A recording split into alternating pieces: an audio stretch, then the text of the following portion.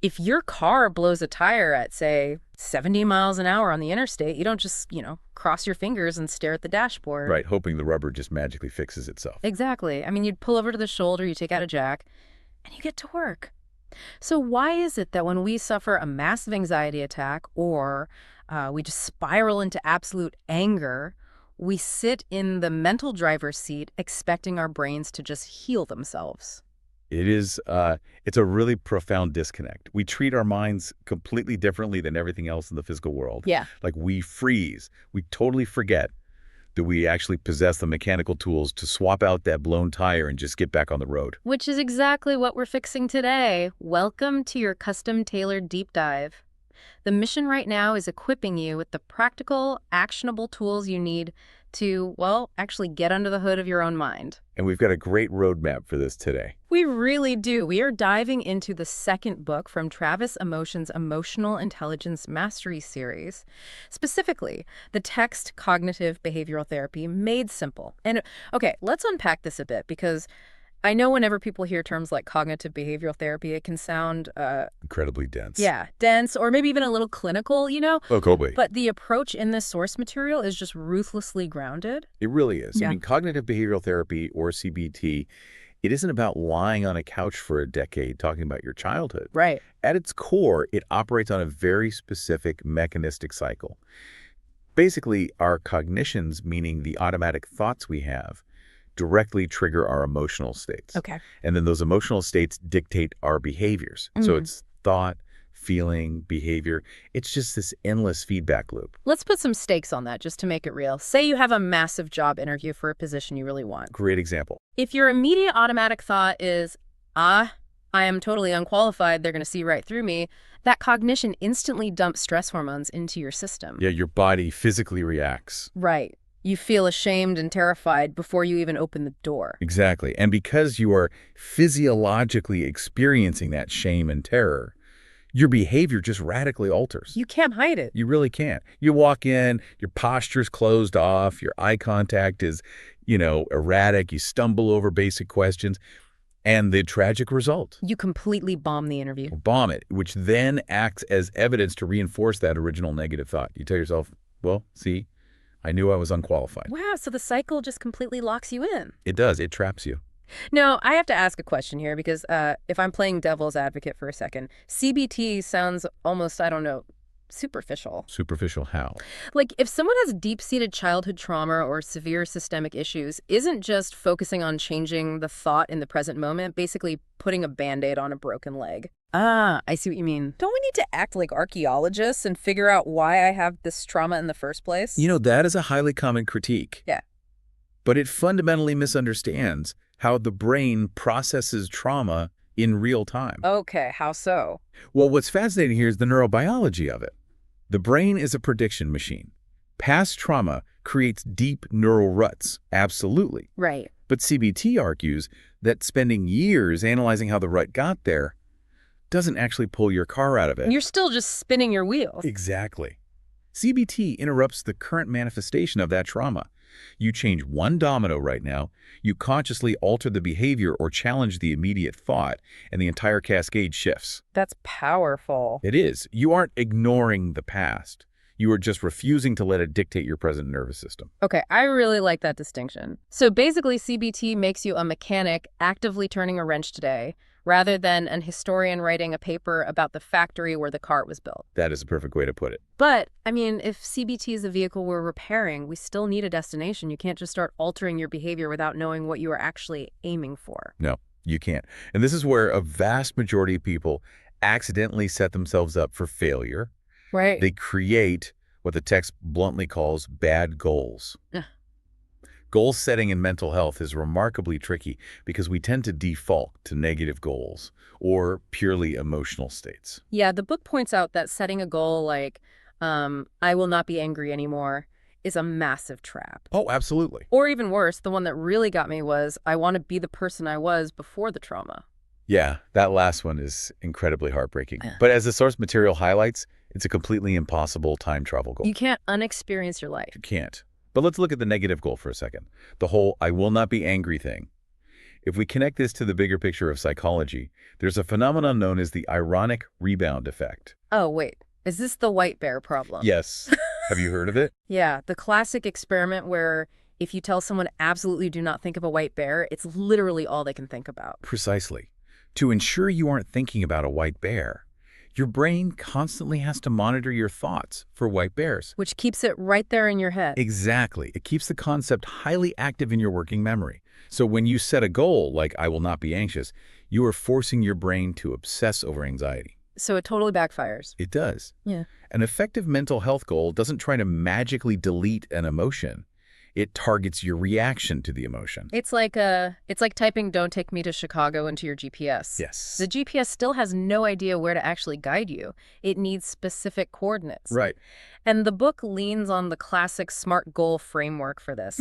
Specific, measurable, achievable, realistic, and timed. Which we usually see in business, not therapy. Exactly. We all know this from corporate training seminars, but applying it to mental health is actually pretty revolutionary. We usually treat our mental states like mystical weather patterns we can't control. We treat them completely passively. But if you take a bad goal like I want to be happy and run it through the SMART framework, you get something highly actionable. What's the example the text uses? It uses a really great one. It says, I will reduce my anxiety attacks by 75% over the next 2 months by utilizing grounding techniques, aiming for at least 2 fewer attacks each week. Just look at the sheer utility of that. It's completely different, right? It really is. It's specific. You use grounding techniques. It's measurable, 75% reduction. It's timed, 2 months. It gives you hard metrics for an invisible problem. Exactly. Okay, so you have your SMART goal. You have your coordinates. Why then are you still having panic attacks? Like, why is it so hard to just execute the plan? Well, because your brain has a whole team of invisible security guards actively fighting your GPS. The core beliefs. Right. In CBT, these are known as your core beliefs, and they produce toxic little offspring called cognitive distortions. Because the brain is fundamentally lazy. Right? Very much so. It loves shortcuts. It creates these automatic subconscious thoughts to help us navigate thousands of micro decisions a day without having to, consciously analyze every single detail. Right. It saves energy. But sometimes those security guards are operating on completely faulty, deeply paranoid logic. They are essentially logical fallacies firing off in your amygdala before your conscious brain even has time to fact-check them. Wow. And they color your entire perception of reality. The text highlights several of these distortions, but 2 are particularly insidious. The first is mind reading. Oh man, this one is universal. Mind reading is when you automatically assume you know exactly what someone else is thinking. Yep. And you invariably assume it's intensely negative about you. Like, you're at the grocery store, the cashier looks incredibly annoyed while scanning your items, and your brain instantly says, oh, they hate me, I'm moving too slow, I did something wrong. When in stark reality, the cashier might be terrified about making rent that month. Or maybe they're dealing with chronic back pain. Right. You have absolutely zero empirical evidence for your assumption, but your brain accepts your projection as an absolute undeniable fact. And here's where it gets really interesting, because if you take a step back, the book points out how deeply arrogant mind reading actually is. Oh, it really is. We assume we are so incredibly important, like we're the absolute center of the universe, that a random stranger's bad mood must be entirely about us. We make it all about us. Yeah. We totally ignore the infinitely more likely scenario that they are just reacting to their own complex life. It's a very self-centered form of anxiety. It's a narcissism born of anxiety, for sure. Yeah. But, there is an evolutionary neurobiology at play here. Oh, really? Yeah, this raises an important question. Why does the brain project negative intent onto others? Survival. Exactly. Yeah. Historically, in early human tribes, if a group was secretly mad at you, you got exiled. And exile meant death by starvation or predators. So you had to be hyper-aware. Right. So the human brain over-indexes on negative social cues. It is literally safer to assume the cashier hates you and be wrong than to assume they like you and get exiled. Wow. Your brain is trying to protect your social standing, but it's just using outdated software. That makes so much sense. We are reacting to a tribal threat that doesn't even exist anymore. Exactly. Which leads perfectly into the second major distortion the book highlights: catastrophic thinking. Yes. This is the mind taking a minor unknown and immediately accelerating to the most extreme, devastating conclusion possible. It is the quintessential worst-case scenario. Yeah. And the example the text uses is incredibly resonant. It talks about a military spouse. Right. Their partner is an hour late calling home from a deployment or a base. Instead of assuming the most statistically probable event, like a dead phone battery or a meeting running late, the catastrophic thinker immediately assumes their partner's been killed. And their body reacts as if that reality has already happened. The sympathetic nervous system kicks in, cortisol floods the bloodstream, their heart rate spikes. They are grieving a death that hasn't even occurred. Because the brain does not distinguish between a vividly imagined threat and a physical tiger standing in the room. The physiological response is identical. It is. It keeps your nervous system in a constant, exhausting state of fight or flight. You are burning massive amounts of biological energy just fighting ghosts. So once you catch your brain doing this, once you realize your internal security guard is literally hallucinating threats, how do you actually fix the wiring? Right. You can't just tell a hallucinating guard to calm down. No, you really can't. You have to systematically replace the faulty logic. And this brings us to the real heavy lifting of CBT, cognitive restructuring. Okay. It is the active, deliberate process of overriding those distorted automatic thoughts with rational, evidence-based ones. And the tool for that? The primary tool the source text advocates for here is the use of positive affirmations. Okay, I have to jump in here and play the skeptic again. Of course. Because when a lot of people hear the word affirmations, they immediately roll their eyes. Oh, sure. They picture standing in front of a mirror, forcing a smile, and chanting, "I am a wealthy winner and everybody loves me," while their life just falls apart around them. Right, yeah. It feels like toxic positivity. Are we just lying to ourselves to feel better? I'm glad you brought that up because that is the mainstream bastardization of what an affirmation actually is. Okay. In clinical CBT, an affirmation is not a delusion. It is not about pretending your house isn't on fire. Good to know. It is a highly targeted scientific cognitive tool designed to reclaim behavioral control. You aren't chanting that everything is perfect. You are asserting your capacity to handle the imperfection. And the book is very specific about how to build these correctly using what it calls the 3 Ps. Yes, the 3 Ps. Positive, personal, and present tense. So let's break those down because the mechanism here is really key. First, positive. This goes right back to the white bear problem we talked about. Oh, right. You phrase the affirmation toward the behavior you want to encourage rather than the behavior you want to avoid. So not "I won't be anxious, but I am calm." Exactly. Second, personal. It must be entirely focused on your locus of control, meaning yourself. Okay. You cannot use an affirmation to try and force your spouse or your boss to change. It is only about your reaction. And the 3rd P, present tense, this one actually fascinated me. Yeah. You don't say, "I will be in control of my emotions tomorrow," which projects into the future. You say, "I am capable of managing my anxiety right now." Right. Why does the tense matter so much to the brain? It's because of how the nervous system anchors to time. Think about it. Anxiety is almost entirely a future-oriented state.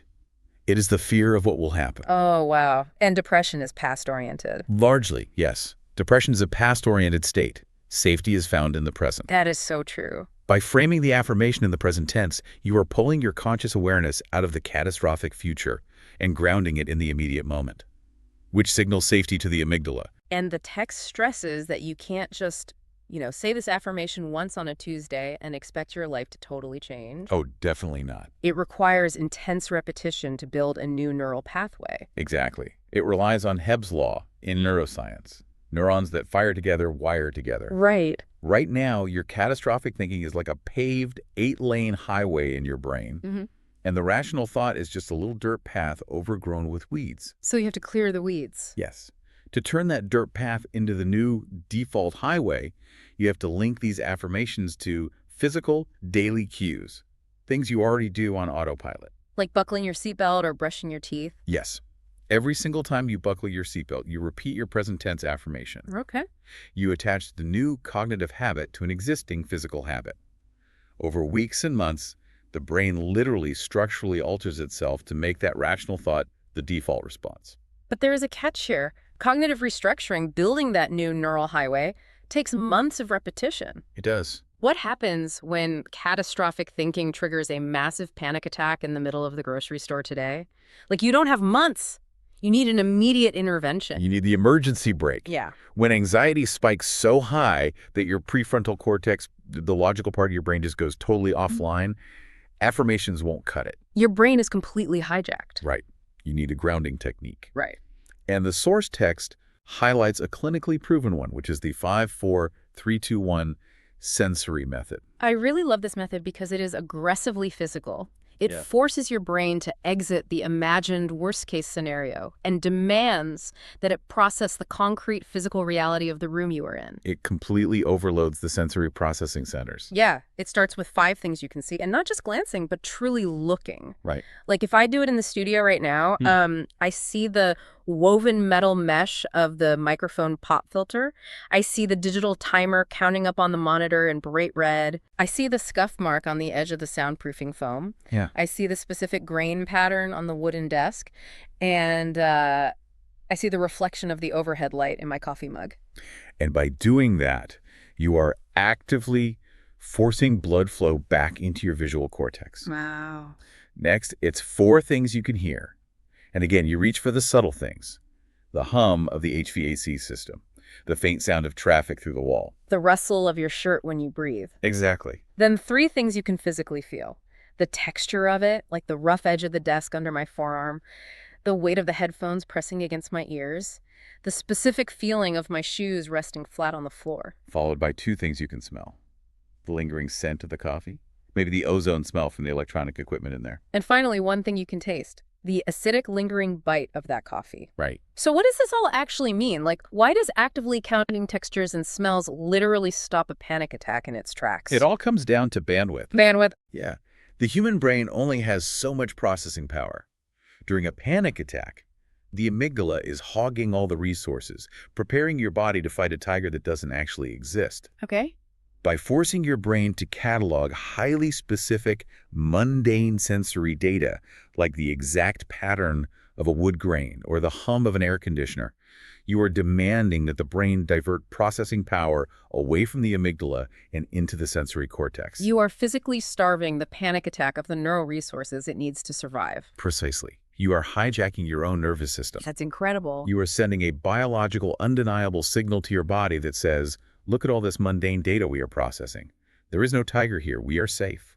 And the fight or flight response is biologically forced to power down. It has no choice. So if you're listening to this right now, I strongly urge you to test the plumbing on this. Look around the room you're in or the car you were driving. Find 1 or 2 specific textures. Listen for a subtle frequency you were previously tuning out. Bring your processing power back to right now. It is the ultimate emergency brake. It really is. This entire deep dive has been incredibly dense, but so empowering. We've covered the mechanics of the mind today. You know that you don't have to wait for the emotional flat tire to fix itself. No, you don't. You understand how to interrupt the thoughts, feelings, behaviors loop in the present moment.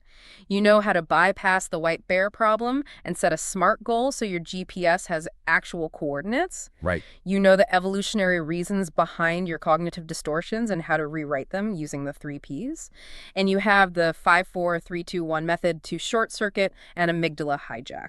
The overarching takeaway from the source material is agency. Yeah. You are not a passive victim of your automatic thoughts. You are the mechanic. You possess the tools to fundamentally alter how you experience reality. You really do. But before we sign off, there is one final, deeply provocative concept hidden in the dialectical behavioral therapy section of our source material that we just have to explore. Oh, this is a great one. It is a seemingly impossible contradiction. It's the core dialectic of change. The principle states that the only true, sustainable way to fundamentally change yourself is to start by completely radically accepting yourself exactly as you are right now. Let's really chew on the friction of that for a second.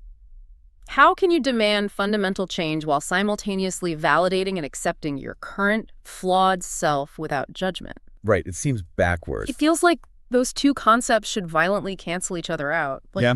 If I accept my brokenness, why would I ever do the hard work of CBT to fix it? Because shame is exhausting. Think of it energetically. Yeah. If you despise your current state, if you are constantly angry at yourself for having panic attacks or cognitive distortions, you are burning massive amounts of emotional energy just fighting your own reality. Wow. You are at war with your baseline. Radical acceptance isn't resignation. It's a ceasefire.